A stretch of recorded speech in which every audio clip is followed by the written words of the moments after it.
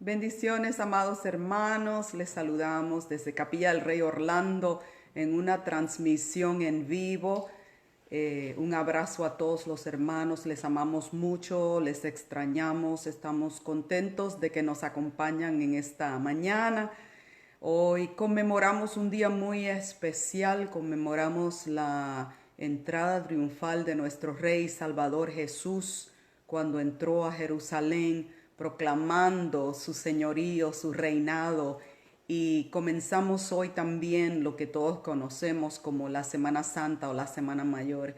Quiero leer un salmo, es el Salmo 24, si nos pueden acompañar, lo pueden buscar rápidamente, el Salmo 24, y dice de la siguiente manera: De Jehová es la tierra y su plenitud, el mundo y los que en él habitan, porque él la fundó sobre los mares y la firmó sobre los ríos. ¿Quién subirá al monte de Jehová? ¿Y quién estará en su lugar santo? El limpio de manos y puro de corazón, el que no ha elevado su alma a cosas vanas ni jurado con engaño. Él recibirá bendición de Jehová y justicia del Dios de salvación. Tal es la generación de los que le buscan, de los que buscan tu rostro, oh Dios de Jacob. Alzad, oh puertas, vuestras cabezas, y alzaos vosotras puertas eternas, y entrará el Rey de gloria. ¿Quién es este Rey de gloria? Jehová el fuerte y valiente, Jehová el poderoso en batalla. Alzad, oh puertas, vuestras cabezas, y alzaos vosotras puertas eternas, y entrará el Rey de gloria. ¿Quién es este Rey de gloria? Jehová de los ejércitos. Él es el Rey de gloria. Servimos a un Dios poderoso, un Dios misericordioso, un Dios justo, fiel, verdadero, y podemos poner toda nuestra confianza en Él. Recibí este mensaje breve que dice en inglés de la siguiente manera: Make sure you test positive for faith, keep a safe distance from doubt, and isolate unbelief.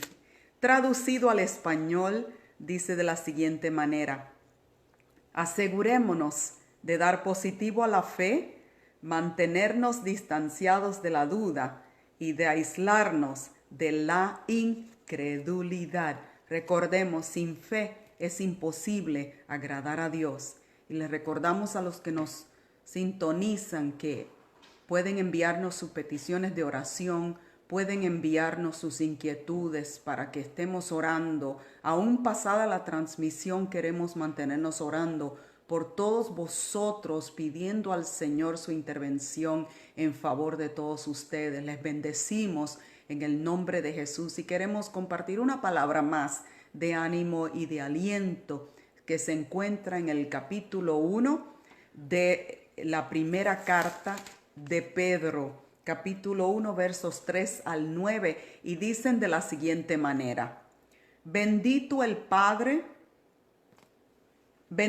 Dios, y Padre de nuestro Señor Jesucristo, que según su grande misericordia nos hizo renacer para una esperanza viva por la resurrección de Jesucristo de los muertos. Nuestra esperanza es viva porque le servimos a un Dios vivo.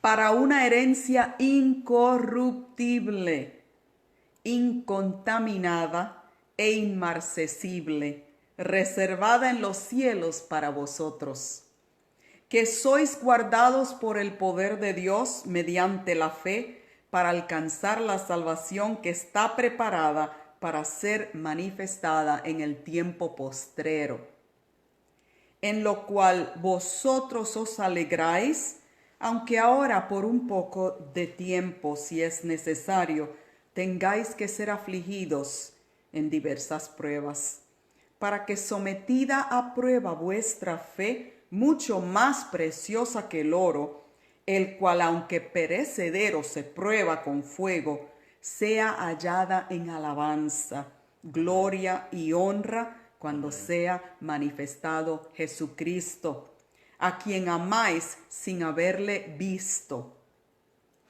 en quien creyendo, aunque ahora no lo veáis, os alegráis con gozo inefable y glorioso, obteniendo el fin de vuestra fe, que es la salvación de vuestras almas. Linda palabra del Señor que nos anima, que nos recuerda que tenemos un plan y un propósito en nuestras vidas, y es la de honrarle a Él, de servirle a Él, de bendecirle a Él, de vivir para Él. Si usted no le ha conocido, le recordamos nuevamente, hoy, dice la Escritura, es el día de salvación. Y esa palabra me gusta mucho, me llena de mucho gozo y alegría saber que la salvación de Jehová es en el presente. Así que vamos a tener una palabra de oración para que entonces podamos comenzar con el mensaje de la palabra a través de nuestro pastor Luis Germán Mercado.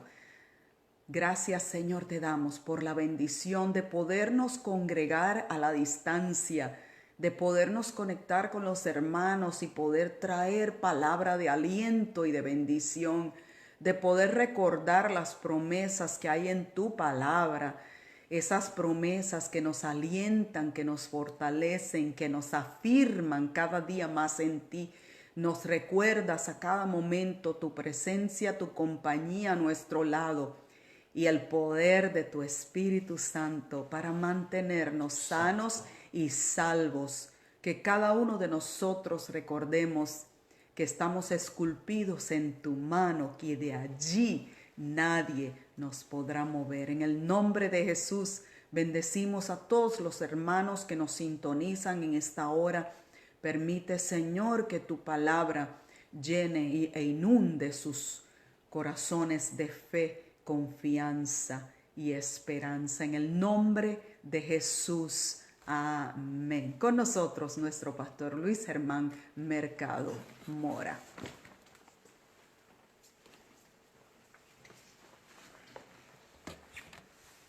Amados, un saludo, un abrazo. Bueno estar con ustedes. Aún en la distancia es bueno estar con ustedes. Yo sé que estamos en sintonía. Esto se llama comunión. Hoy, día domingo, nos congregamos y nos congregamos en la presencia de Dios. ¿Qué puedo tener medios como este para, en un momento como este, poder estar juntos a pesar de la circunstancia por la que estamos atravesando? ¿Por cuántas circunstancias podríamos estar pasando alguna vez en nuestra vida? Yo creo que sería muy larga la lista para enumerar. Algunas de ellas se escapan a nuestra imaginación, como esta que estamos atravesando hoy. Hace un mes y medio atrás, había sido impensado el que estuviéramos en una situación como esta. Estamos viviendo algo nuevo, completamente nuevo, para ustedes y para mí. Pero hay algo que no es nuevo, que es sempiterno: la presencia de Dios en nuestras vidas no cambia, no se modifica, no se altera. No importa en qué lugar de esa lista pueda identificar su circunstancia. Si está en un hermoso valle, allí está el Señor con usted. Si sube a lo alto, allí está el Señor. Si desciende a lo más bajo, allí está el Señor con usted. Si está en la cueva de Adulam, como estuvo David, allí está el Señor con usted. Parecería que no, pero yo quiero decirle que sí. Yo quiero comentar sobre un libro muy comentado, valga la redundancia. En la Biblia En el Antiguo Testamento, uno de los libros más citados es el primer libro de Samuel. Y los personajes que se mencionan allí son también bastante conocidos. Yo quiero ir al capítulo 30 de Primera de Samuel, pero no sin antes, yo quiero ubicarme en el contexto de lo que dice en la narrativa de este gran libro de la Biblia. Yo quiero ubicarme dónde estamos, qué sucedió, en qué momento de la historia. Este libro, tan importante en el Antiguo Testamento, comienza con una mujer atribulada y presenta de ella el día malo, el día difícil. Su nombre muy breve, Ana. Primera de Samuel comienza presentando a Ana en solitario, hablando con Dios. Fue al templo de Jerusalén y allí estaba hablando con el Señor y exponiendo delante de Dios una queja. ¿Usted ha tenido quejas alguna vez? Pues yo las he tenido. ¿Qué hacemos con nuestra queja? ¿Qué hacemos con nuestra necesidad, nuestro clamor? ¿A quién se lo presentamos? Ahí es donde está la diferencia. Esta mujer fue delante de quien debía ir a exponer su causa. Fue delante del Señor. Y a pesar de que estaba sola, el Dios de cielo y tierra estaba con ella escuchando atento, porque dice la Escritura que Dios escucha nuestra oración. No había nadie más. Pero Él estaba con ella. Y mientras oraba, esta mujer derramó delante de Dios su corazón como si fuera agua. Y estaba orando en amargura, es decir, estaba orando partiendo de una gran necesidad que había en su vida. Esta mujer era estéril. Pero antes de seguir adelante, yo quiero como dije al principio, que entremos en el contexto histórico, cuando ocurrió. En aquel momento, para que una mujer fuera estéril dentro del pueblo de Israel, implicaba no solo que no podía tener hijos, lo cual es mucho decir, implicaba que sobre ella había un estigma social que decía que no estaba bajo la bendición de Dios. No era una mujer bendecida. El no poder tener hijos era un estigma. No solamente el aspecto fisiológico y el aspecto familiar. El estigma sociológico. Lo que ocurría delante de la sociedad. Esta mujer vivía en afrenta y fue delante de Dios y expuso su causa. Le expuso al Señor su queja, su clamor fue delante de Dios. Su clamor fue oído. Yo quiero decirle que siempre que usted vaya delante de Dios, su clamor será oído. Él tiene oídos y Él está atento a la voz de la súplica de sus hijos. Está atento a la voz de la súplica de cualquiera que clame a Él. Su voz fue oída y cuando llegó el tiempo, ahí estaba latente el milagro. Una criatura crecía en su vientre. Y le dijo esta mujer al Señor: si me das un hijo, yo te lo consagraré a ti todos los días de su vida.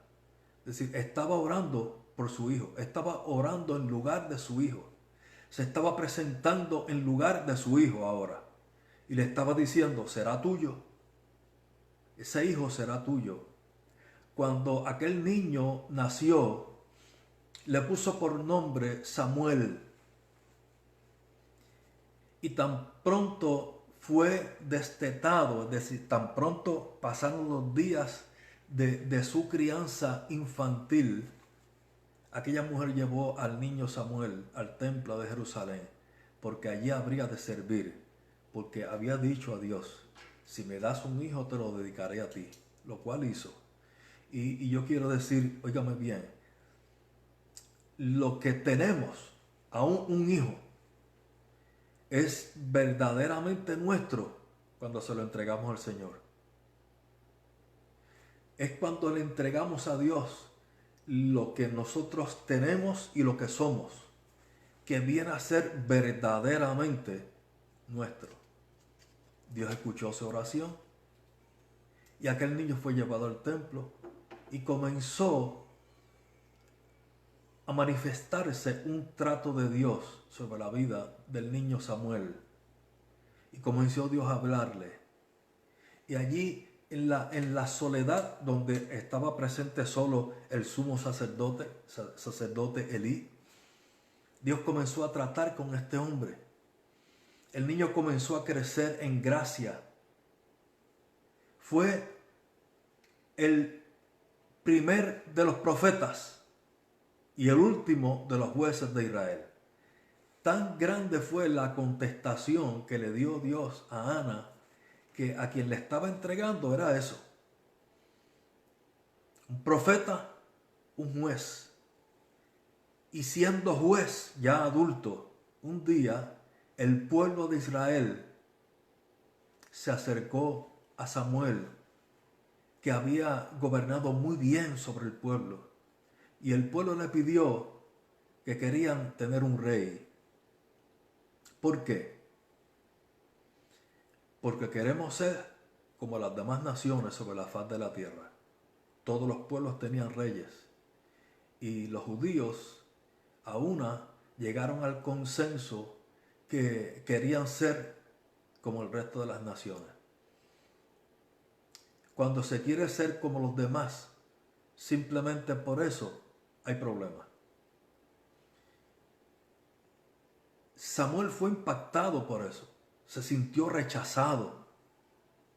Porque era él quien estaba como juez ejerciendo el papel de gobierno sobre el pueblo. Entonces escuchó la voz de Dios que le dijo, no temas, no te han desechado a ti, me han desechado a mí. Porque a través de los jueces, en última instancia, quien gobernaba era Dios. Porque era una teocracia, no una democracia. El gobierno de Dios. Cuando desecharon a Saúl, Dios dijo, me desecharon a mí. Sin embargo, Dios escuchó el clamor de aquel pueblo y les dio rey. Y les dio por rey a un hombre que se llamaba Saúl, que usted tiene que haberlo mencionado aún en el Antiguo Testamento. Saúl comenzó bien, humilde, se destacaba de entre el resto del pueblo, lo escogió Dios, pero en algún momento del camino de esos años que estuvo gobernando como rey, su corazón se desvió y se desvió de Dios. Y fue entonces cuando Dios le dijo a Samuel, llena tu cuerno de aceite, porque vas a ir a la familia de Isaí y de allí me he provisto rey, porque yo he desechado ya a Saúl. Fue entonces cuando Samuel llegó a casa de Isaí esperando encontrarse con el primogénito, porque era la usanza que el primogénito era el recipiente de la bendición, recipiente de la promesa. Estando allí, Dios le dijo, el mayor, el primogénito, Eliab, no es. Ya van ahora en el segundo, al tercero, al cuarto, al quinto, al sexto, al séptimo. Y ninguno de ellos era según le dijo Dios. ¿Falta alguien?, preguntó Samuel. La respuesta de Isaí sí fue, sí. Falta el más pequeño de todos que está con las ovejas. Mandó a buscarlo. Y este hombre escuchó claro la voz de Dios cuando le dijo, ese es. Porque Yo no miro lo que miran los hombres, yo miro el corazón. El hombre mira lo externo, yo miro el corazón. Úngelo. Aquel día, aquel jovencito que todavía no había cumplido sus 18 años tan siquiera, fue ungido como rey de Israel. Fue ungido por Dios como rey de Israel y profetizado y declarado por el profeta enviado, Samuel. Sin embargo, nada parecido a un reinado ocurrió. David no parecía un rey. Cualquiera que lo hubiera visto sabría que no era rey, aunque sí lo era. A partir de aquel momento hizo varias cosas. Yo quiero describírselas. Siendo ya rey, en vez de reinar, tocó el arpa para Saúl. Dice el pasaje bíblico que Saúl, habiéndose apartado de Dios, vino un espíritu malo y lo atormentaba. Y solamente cuando David tocaba el arpa, él se apaciguaba. Comenzó siendo rey tocando el arpa.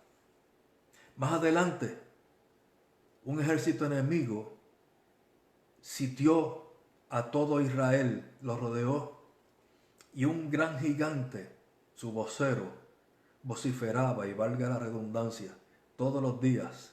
El pueblo temblaba hasta que el jovencito David llegó y les dijo a todos: no teman, yo estoy aquí. No en mi nombre, estoy aquí en el nombre de Jehová Dios de los ejércitos, porque en su nombre he llegado aquí. Y siendo rey, después de tocar el arpa, se enfrentó a Goliat, venció. Entonces ahora David era conocido. Nadie más lo conocía, solo en su casa, solo el profeta Samuel lo conocía, y de un momento a otro cobró notoriedad. Había danza y canciones con su nombre. Saúl mató a 1000, David a 10,000. Cobró notoriedad de un momento dado. Sin embargo, esa notoriedad provocó celos en el rey Saúl. Y desde aquel momento Saúl procuró matarlo. Ojo, a partir del momento que Saúl procuraba matarlo, David procuraba bendecirlo. David solo procuraba vivir sujeto a su rey y honrarlo por rey que era. Y eso deja ver el corazón de aquel joven. Y vuelvo y digo, ya era rey, nombrado rey. Deja ver cómo era su corazón, que a pesar de que el rey estaba persiguiéndole para matarlo, no para hacer las cosas difíciles, para matarlo, aquel joven se mantuvo fiel, no por quien era Saúl, sino por quien era él. Oiga, en ocasiones seremos víctimas de, llámele persecución, llame ataque, llámele prejuicio, y en esos momentos tenemos que accionar, no reaccionar. Accionar conforme a lo que somos nosotros, no por lo que es el otro. Por la acción de David se justificaba una respuesta de parte de David en defensa propia. Sin embargo, David, por quien era, decidió honrar al rey y guardar la distancia, a pesar de que ya él había sido ungido como rey. No es por lo que sea, no es por quién es el otro, es por lo que soy yo. Es decir, yo sirvo a Dios, yo voy a accionar y a hacer conforme a lo que yo sé que es la voluntad de Dios. Entonces, no se justifica por lo que me hicieron, por lo que me dijo, por lo que me hizo. No, por lo que soy yo. Yo voy a accionar conforme a lo que soy yo. Eso fue lo que dijo David. Y en vez de enfrentar al rey, huyó. Y comenzó una escapada que duró, escuche bien, no días, no meses, sino años. Años escapando, escondiéndose de quien se supone que era su mentor, escondiéndose de quien se supone que procuraba su bien, escondiéndose de quien a la luz de quien estuviera protegido. Pero ahora estaba huyendo del rey Saúl y llegó a una cueva. La cueva tenía nombre, Adulam. Se encuentra en el capítulo 22 de Primera de Samuel. En esa cueva se le unieron 400 hombres. Y dice el texto bíblico que eran 400 hombres amargados de espíritu, afligidos, endeudados. Se le unieron porque sabían que había promesa sobre él, promesa de Dios sobre él, y que había sido ungido rey. Era el respaldo de 400 hombres a quien nadie hubiera buscado para buscar respaldo. Sin embargo, él lo recibió, no en palacio, sino en una cueva. Y en ese mismo momento, en aquel mismo momento, dice también el texto bíblico que se le unieron todos sus hermanos y toda la casa de su padre, que hacía algún tiempo lo habían rechazado. El día en que fue a luchar contra Goliat, precisamente su hermano mayor Eliab lo censuró públicamente y juzgó que él estaba allí para satisfacer su curiosidad morbosa viendo la batalla, viendo cómo Israel era masacrado. Estaba allí para todo lo contrario, para hacer de él la batalla. Pero ese fue su juicio. Este tiempo entonces en la cueva, ya vemos que su familia ya también estaba respaldándolo y allí llegó toda la casa. Llegaron de la cueva, salieron para el desierto, porque un profeta le dijo: no es seguro para ti que estés en la cueva, vas a ser localizado, vete a un lugar amplio. Y David escogió un desierto. Cuando llegó al desierto, tenía 600 hombres. Es decir, de la cueva al desierto, ganó 200 hombres. Como quiera, una estadística funesta para alguien que era rey. Primero la cueva, después en el desierto, y todo el tiempo huyendo. David perdonó la vida de Saúl varias veces, porque hubo incursiones de ese mini ejército de David sobre el pueblo de Israel, y David tuvo en sus manos la vida de Saúl. Tanto así que en un momento dado llegó a cortar una esquina del manto de Saúl como evidencia, como prueba de que había tenido su vida en sus manos. Sin embargo, decidió ser él delante de Dios y no responder, no pagar un mal con un mal, sino pagar un mal con un bien. Después del desierto, David, como quiera, estaba siendo perseguido por Saúl y su ejército y decidió irse a vivir entre los filisteos. Ahora, si usted hace memoria, te recordará que fue contra los filisteos que había luchado. Goliat era filisteo. Cuando David venció a Goliat, en esa victoria también venció a todo el ejército de los filisteos. Pero habían pasado ya años, y años después, huyendo de Saúl, llegó hasta la tierra de los filisteos, y el rey lo acogió. Y le dijo: te voy a dar un área de mi tierra. Se llamaba Siclac. Y en Siclac se asentó David con aquel pequeño ejército que tenía, y comenzaron a crecer, a crecer, a crecer. Porque escucha bien, no importa dónde nos encontremos, no importa la adversidad de las circunstancias que pudiéramos estar atravesando, vamos a crecer. Allí estaba David en el desierto creciendo y abundando. ¿Cuántas personas más se le unieron? Muchas. Pero el ejército siguió siendo de 600. Los 400 originales más 200 que ganó. Tiene un ejército de 600 miembros. Y un día se unió al ejército de los filisteos para apoyarlo, porque estaba viviendo allí dentro. Y los príncipes de los filisteos le dijeron al rey de Gat, este hombre hebreo, con esos 600 hombres hebreos, no son buenos a nuestros ojos. Despídelo para que se vaya. El rey lo despidió. Pero sin embargo, habían dejado a Siclac atrás. Le habían dejado solo. Ahí estaban sus mujeres y sus hijos. Y mientras estaban ellos en el campo de batalla, antes de que fueran rechazados por aquel ejército, vino el ejército de los amalecitas e invadió aquella ciudad de Siclac, y todas las mujeres y los niños fueron llevados cautivos. Cuando el rey David y su ejército de 600 hombres regresaron a Siclac, lo encontraron humeando. Estaba todo destruido, todo vacío, no había nadie allí.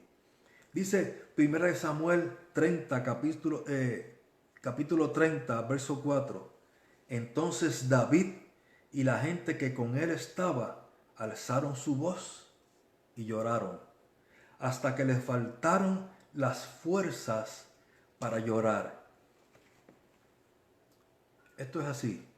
Llegaron todas sus pertenencias quemadas a fuego, vandalizadas o llevadas en cautivo, pero aún más, sus mujeres, sus hijos, habían sido tomados como esclavos.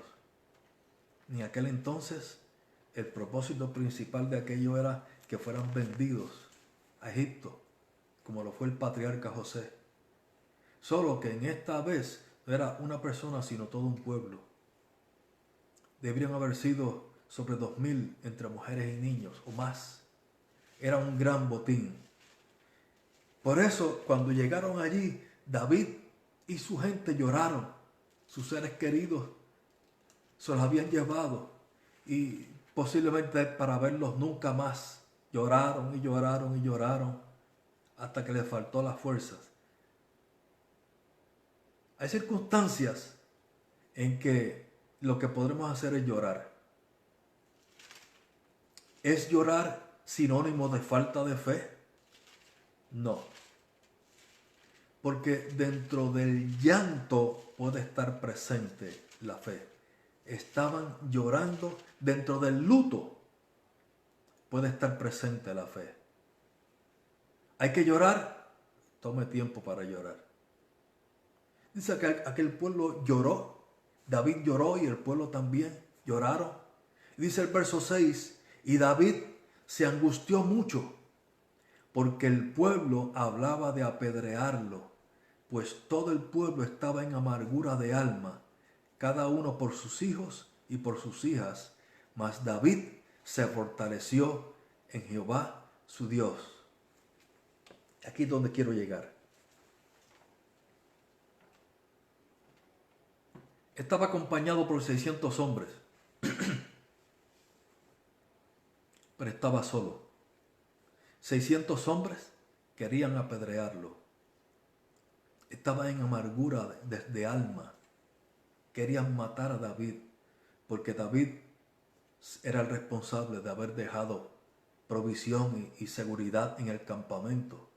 Salieron todos. Una estadística funesta esa.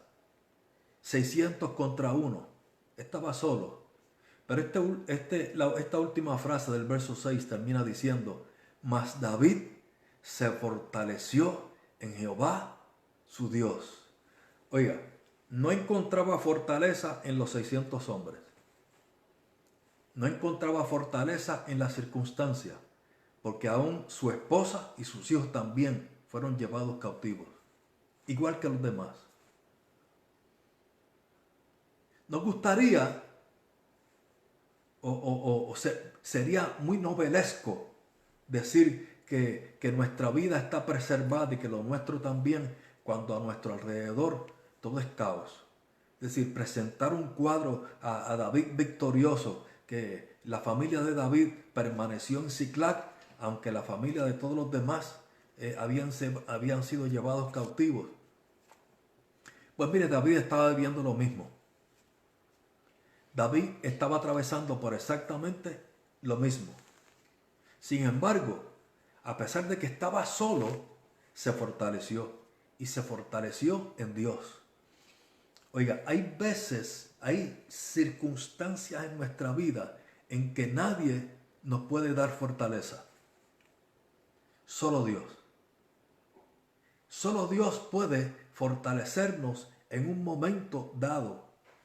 Y en vez de dar lugar a la amargura, como hicieron los 600 hombres, según el verso 6, que dice que estaba en amargura del alma, en vez de dar lugar a la amargura, David se fortaleció y acto seguido, en el verso 7 dijo David al sacerdote Abiatar, hijo de Abimelech, yo te ruego que me acerques el efod.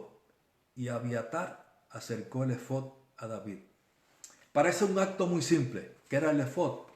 El efod era parte de la vestimenta del sumo sacerdote, que era Abiatar. Lo usual hubiera sido que Abiatar usara el efod para consultar a Dios. David le dijo, dame el efod, yo voy a consultar a Dios. Consultó a Dios. No había amargura en su corazón. Para hablar con Dios no hay amargura en el corazón. Consultó a Dios y dentro de aquella circunstancia que parecía insalvable, Dios le dijo, ve, persigue a los merodeadores porque vas a librar a los cautivos. Entonces fue cuando los 600 hombres le siguieron. La historia de todo este pasaje, de este capítulo, es que David, con sus 600 hombres que ahora decidieron seguirlo, pudieron rescatar a toda aquella multitud de mujeres y niños. Ni uno solo se perdió. Rescataron a sus pertenencias, prácticamente todas, y aquello se convirtió en un testimonio que dio pie para que David compusiera varios de los salmos. Hay salmos que describen su estancia en la cueva y hay salmos que describen este evento en la vida de este hombre. Todo porque aún en medio de la circunstancia muy cruda, muy difícil, este hombre elevó sus ojos a Dios, buscó en él su fortaleza, y quien busca en él la fortaleza no será avergonzado. Es decir, el que se acerca a Dios no es avergonzado. Termino.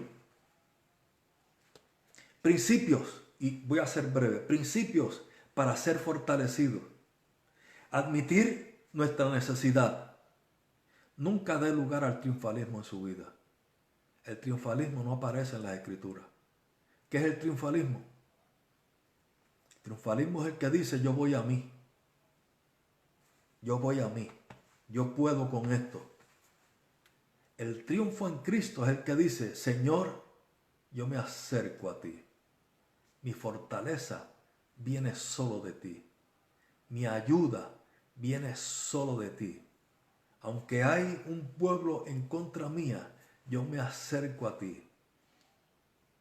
Eres tú mi ayudador, mi torre fuerte, mi libertador.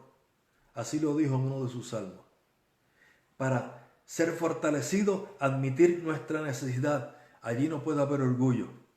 En nuestro corazón no puede haber el orgullo de declarar, yo tengo el control. Señor, me acerco a ti. Tú tienes el control. Yo necesito de tu fortaleza. Y segundo, esperanza en Dios. No importa que parezca que estamos en una encerrona, en una situación de la que parece que no hay más camino. Mire, fue lo que pasó el pueblo de Israel cuando habían atravesado gran parte del desierto saliendo de Egipto. Se encontraron de frente con el Mar Rojo. Y el ejército de Egipto venía levantando arena del desierto, y cuando el pueblo miró hacia atrás, vieron aquella multitud tan grande de hombres bien armados y clamaron, incluyendo a Moisés. Y la respuesta de Dios fue: no clames a mí, no clames a mí. Y en aquel momento fue cuando Dios abrió camino, no en el desierto, en el mar, porque Dios abre camino donde no lo hay. Para aquel que ha clamado a Él, y para aquel que espera en Él, y para aquel cuyas fuerzas están en Él, Dios abre camino aunque sea en el mar rojo. Primero, admitir nuestra necesidad. No podemos solos, lo necesitamos a Él. Segundo, esperanza en Dios. Y yo quiero decir que la esperanza en Dios es actividad. No es inercia, no es inactividad. Es actividad bajo el mando de Dios. Y tercero, busca en la palabra de Dios. David sujetó el efod, el manto que le pertenecía al sumo sacerdote, y consultó a Dios. Señor, necesito tu palabra. David no tenía Biblia. Usted sí la tiene. Fortalecido en Dios, reconozca que necesita ser fortalecido. Esperanza, esperar en Dios, pero activo en Él. Y tercero, busque su palabra. Quiero citar por último un texto bíblico que se encuentra en el libro de Romanos. Y dice así: porque las cosas que se escribieron antes en las Escrituras, para nuestra enseñanza se escribieron, a fin de que por la paciencia y la consolación de las Escrituras tengamos esperanza. Oiga, dice ahí que las Escrituras tienen paciencia y consolación, y que por esa consolación y esa paciencia seremos consolados. Y aún más, termina diciendo ese pasaje, que por esa consolación nosotros podremos consolar también a otros. Atraviesa por momentos difíciles, Dios quiere fortalecerle. Reconozca en Dios su fortaleza. Crea en fe y sea paciente. Espere en Él y busque palabra de Dios. Esa palabra le consolará, le animará y le dará certidumbre cuando a nuestro alrededor parece que nadie más nos puede dar ánimo. Él sí, Él sí. Por eso la Biblia habla de longanimidad, ánimo constante. Yo quiero terminar aquí. Y yo creo que me estoy dirigiendo a personas que están atravesando por el día malo, lo que la Biblia llama el día malo. Resiste en el día malo, para que habiendo acabado todo estés firme. El día malo tiene fecha de caducidad, ¿sabes? El día malo va a acabar. Lo importante es que después del día malo yo esté firme. Amén.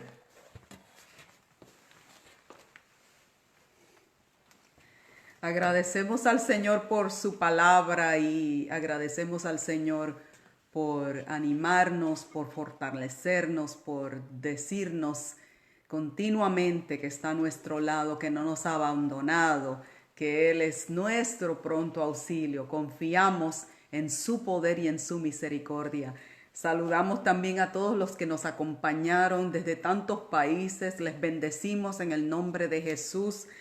Queremos recordarles que si desean someternos sus peticiones aún terminada la transmisión, lo pueden hacer. Vamos a estar orando por todos los que nos envíen sus peticiones de oración. Queremos seguir y continuar orando sin cesar continuamente por cada uno de vosotros, pidiendo al Espíritu Santo que les guarde, que les rodee, que les proteja con su santo manto, con su santo poder. Y también queremos recordarles que estaremos aquí el miércoles nuevamente a las 7:30 con una palabra de oración y estudiando la palabra, las escrituras.